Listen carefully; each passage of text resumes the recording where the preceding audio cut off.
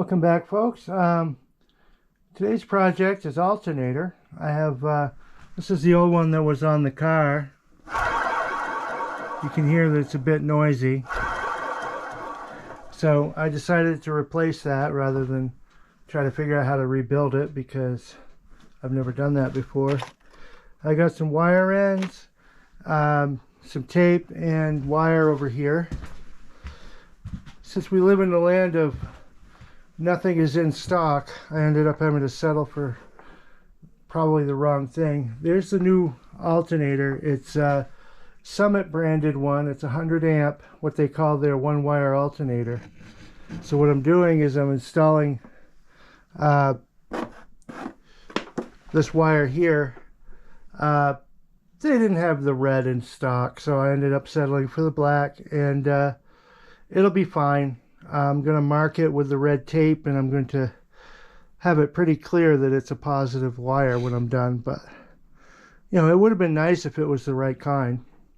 Anyway, here we go. Okay, the first thing I did was I put one end on the post here. The negative is unhooked, so I can't, you know, light a fire somehow.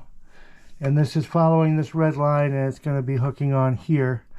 It's hard to show this with one hand holding the camera, but now I'm going to put the end on and bolt it there, and then I'm going to attach this line to this one, and I'm going to use red tape as well to mark that line. Alright, this is what I have. I have this hooked up here. These two are attached together, so it's very obvious. Very obvious. So you would have to be pretty high to not know that that's meant to be a positive wire. But obviously this isn't entirely correct, but I used it because the red ones were out of stock, just like everything else nowadays. This wire here is kind of redundant because the body of the alternator grounds to the block anyway, but the instructions say that this is a good idea just in case, and so I put that on as an extra protection to make sure it's going to work. So I believe it probably will. So it looks good to me.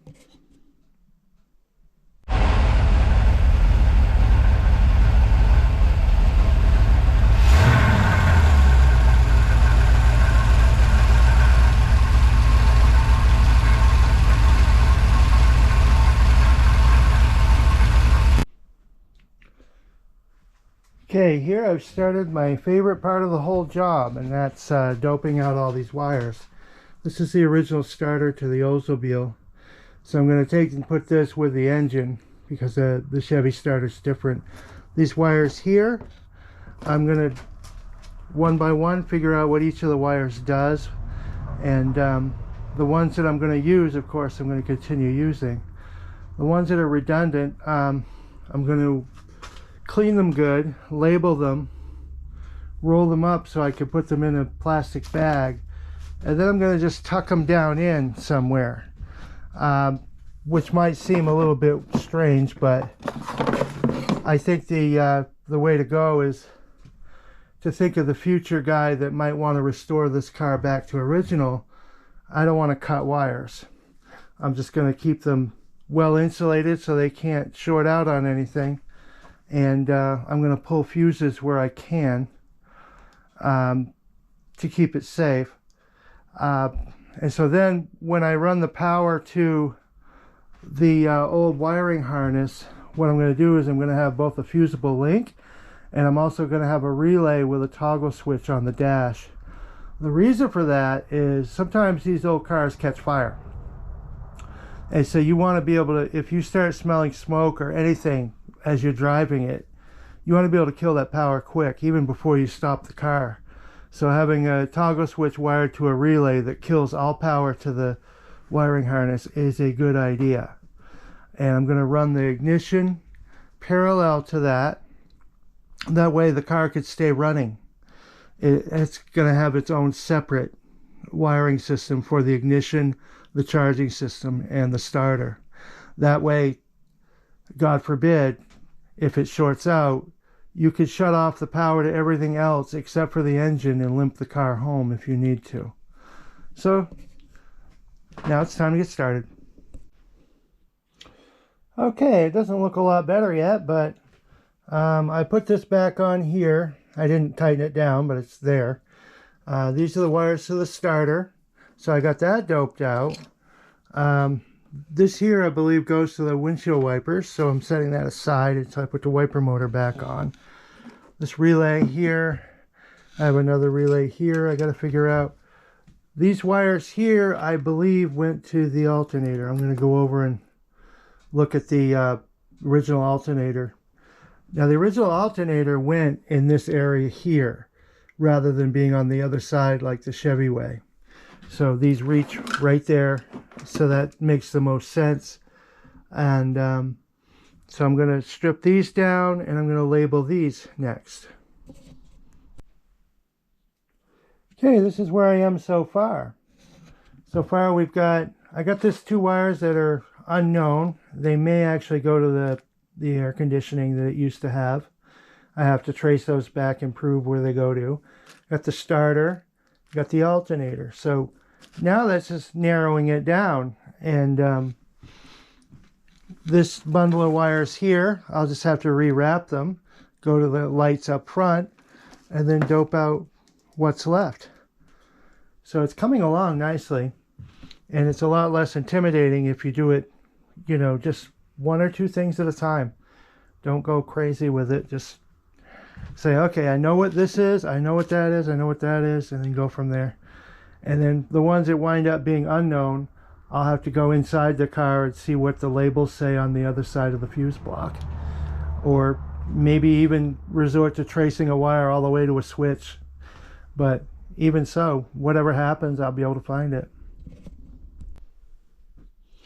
On this side, I have this pulled out. That, of course, has been taken out of the firewall.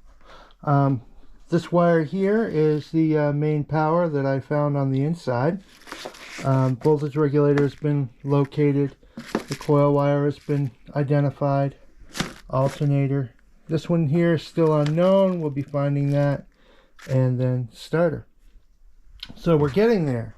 There's still a bunch more to do. I've taped off some of this stuff that was never unhooked. It goes to the headlights. So a piece at a time. Here's an update on the progress with its wiring. As you can see, I pulled my master cylinder out so I could get the brake pedal out and get under the dash better. These are all the things that aren't going to be used because I went with a 1-wire alternator. I'm wiring the starter separate from this voltage regulator, but I'm keeping all the wiring intact for future restoration in case somebody ever wanted to do it that I sold it to. You know, this one here is a wire. There's nothing attached to it. That might be something I figure out later what to do with. And it may be related to this. So this here, I'm not sure. It wires into goes to the steering column where it traces back to. I think it's probably the horn. I have another one here off of here that I know for sure is the horn. So I'm probably going to have to reinstall a relay over here just for the horn. I have these 2 wires that are unknown. I have to search those out eventually. This is the main power to the wiring harness here. This is another one that's nothing attached. These wires here, I have to get them in order. This brown one goes to the brake cylinder, so the light comes on if you lose your brakes. And these wires go to the windshield wipers. So this is all solved. It still looks like a mess because it isn't tucked away and plugged in everything, but it's all solved. And I deleted all the wiring that went to the original air conditioning. The air conditioning was trashed anyway. So in the end, what I'm going to do is just run out a power wire for the fan. And I'm going to put an air conditioning delete cover over there. So the car is going to be just a regular heater type deal. Down here, this is what this looks like. It's very hard getting up into the dash. This is built differently than the Chevelles are and stuff. But at any rate, I have to clean in. I split the box so I could clean in there. I got to get some contact cleaning solution and trace that back. I got to clean these contacts that go to the steering column. There's a few more wires that I got to prove what they do, because there's the sensor on the gas pedal. I'm guessing that's related to the air conditioning, because it probably had an idle kick up when you turn the air conditioning on. But it's a piece at a time thing, and this is going to take a while to dope out, but we're getting there. And so that's going to conclude it for this particular edition, because I'm getting tired. But progress is being made.